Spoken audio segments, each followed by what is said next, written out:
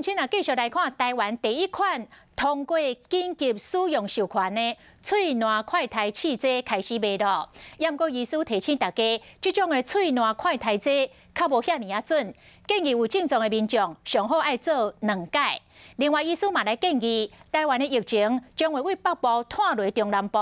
政府应该就要提早来设立到专门咧处理新冠病毒的病院，安尼到时阵才袂去占到其他同情的医疗资源。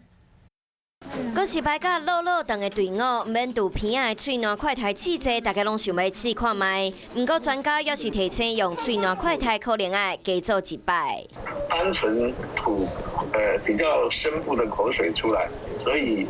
有30%多的伪阴性。如果做了2次都是阴性，自己还是觉得不放心，你就是可能要从鼻孔取检体的这种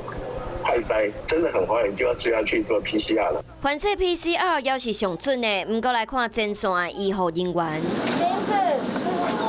抬头，梅小姐这边排队了哈。一大早就开始无闲，不管是落雨或者是出大日头，拢要应付一直来台检站的民众。面对疫情，台湾的医疗量能真严，都惊影响到其他重症疾病的医疗资源。医院同时又要做感控，又要处理一般的病人，挤压效果是一定会出来的。比较好的做法当然是可以考虑在北中南各有一个专责医院。有一些有共病的人，他感染新冠以后，中小型医院他就不敢收的情况下，全部都往大医院里面送，所以会瘫痪到大医院。医生的紧张，不是无原因，毕竟高峰期还未到，更较歹预测的是病毒的变异。Omicron 它之间的兄弟呢 ，BA.1、BA.2、BA.4、BA.5，都彼此都并没有说从属关系，并且大家都好像是兄弟阋墙一样所以这还是个不稳定的演化，所以你完全没办法允许说下一个变异株它会不会重症率又再次回来，出现刷新我们3观的变异株。医生预测，反正到明年春天，拢要是一直会有新冠病毒。